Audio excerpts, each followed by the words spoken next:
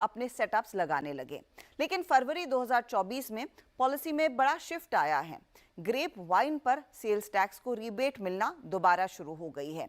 इसका मायना ये है कि जो फ्रूट वाइन और मीट स्टार्टअप्स है, या तो उनके बिजनेसेस बंद हो रहे हैं, ये इनकॉम्पिटिटिव हो गए हैं, और साथ ही साथ कई लोग सोच रहे हैं अब दूसरे राज्यों में अपना बिजनेस ले जाएं, वहां पर फैक्ट्री सेटअप करें। ये एक इम्पॉर्टेंट मुद्दा है इस इंडस्ट्री के लिए, और इसी पर बात करने के लिए मेरे साथ जुड़ रहे हैं मूनशाइन मीडरी के को फाउंडर नितिन विश्वास और हिल्स हिल वाइन्स की फाउंडर एमडी प्रियंका सावे। और इनफैक्ट प्रियंका ने एक बहुत डिटेल लिंक्डइन पर पोस्ट लिखा था और उन्होंने उल्लेख किया कि कैसे वो पॉलिसी बार बार बदल रही है जो बेसिकली इस इंडस्ट्री के लिए कंड्यूसिव नहीं है। तो Priyanka, let's get into the heart of the matter. Exactly हुआ क्या है, क्योंकि हाल ही में आई थिंक 2017 में ही आप जैसी इंडस्ट्री जो फ्रूट वाइन या फिर मीट जैसे बिजनेसेस हैं, आप लोगों की तरफ वो थोड़ा सा पलड़ा भारी लगने लगा था। ये अचानक पॉलिसी शिफ्ट क्यों आया है? बेसिकली कारण इसमें दो है। एक तो कि 2001 में जब ग्रेप वाइन इंट्रोड्यूस की गई महाराष्ट्र में, तो एक प्रोत्साहन दिया गया कि इसकी ड्यूटी जो है उसको एग्जेम्प्ट कर दिया जाए। और उसके बाद में 2009 में और एक निर्णय ले लिया गया कि इसके ऊपर जो वैट है उस पर रिबेट मिलना शुरू हो गया लोगों को। लेकिन ये प्रोत्साहन आपको कब तक देना है?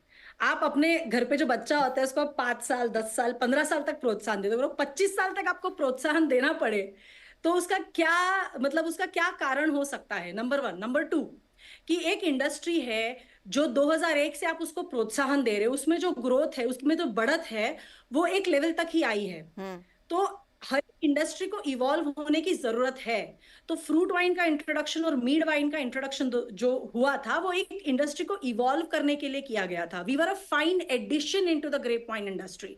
तो उस एडिशन को जो है वो ये समझा गया कि we are going to overtake the industry. It was not like that, right?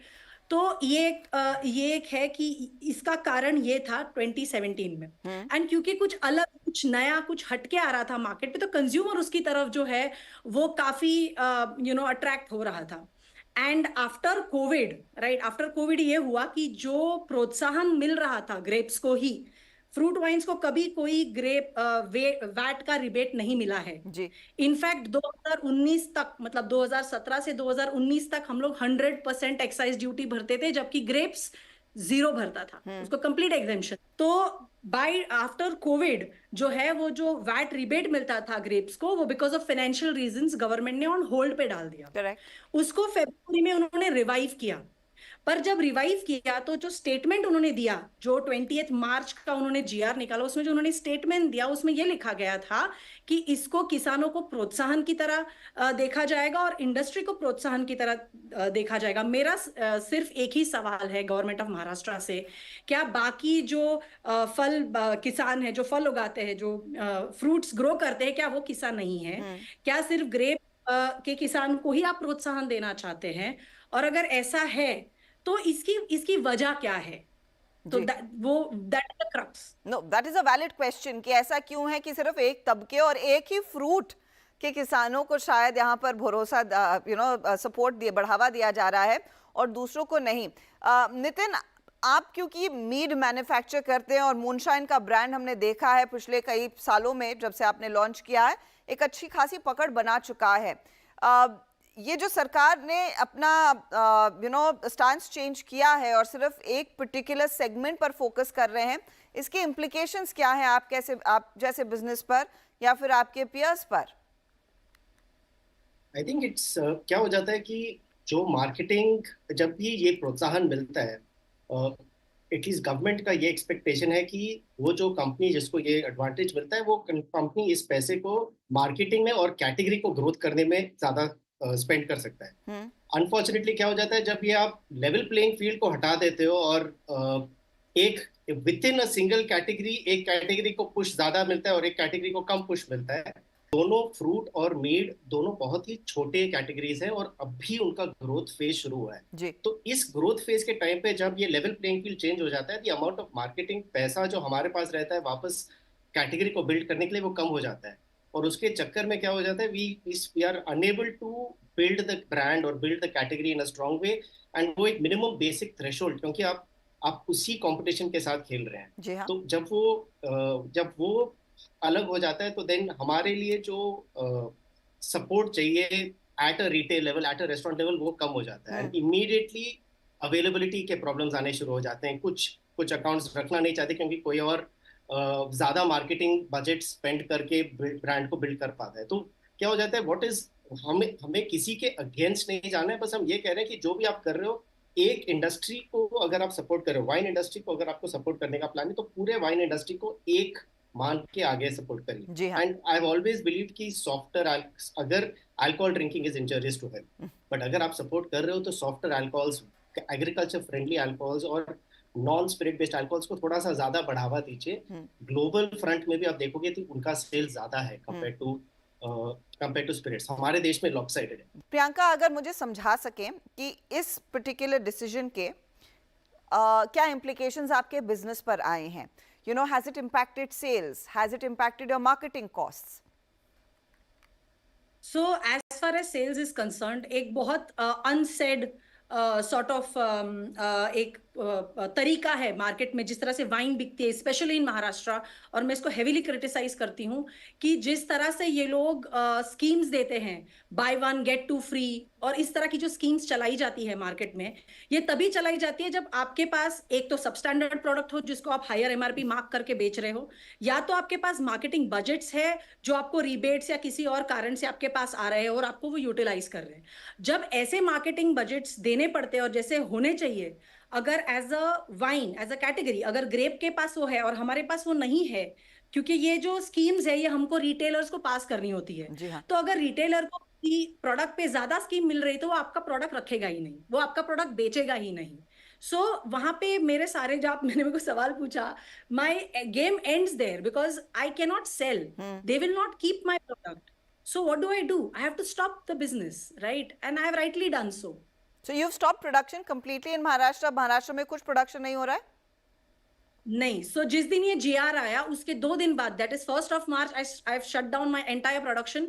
My 40 staff who was with me, I have asked them to leave. तो ये अगर मुझे एक अंदाजा दे सके, क्योंकि आपका business of course I think दूसरे स्टेट्स में भी है जहां पर शायद इस तरह की पॉलिसी नहीं है, महाराष्ट्र आपकी टोटल बिजनेस का कितना बड़ा हिस्सा था? How much were you manufacturing and actually earning revenue out of Maharashtra, अगर उसका एक अंदाजा दे सके? 80% of the business was in Maharashtra, and I had got a very big foreign investment into my company, जो मुझे कैंसिल करना पड़ा because of this, because मैं नहीं चाहती थी कि मैं किसी के पैसे लूं, which is also my responsibility to return to the company, and उन्होंने खुद देखा ये business feasible नहीं है because of government policy।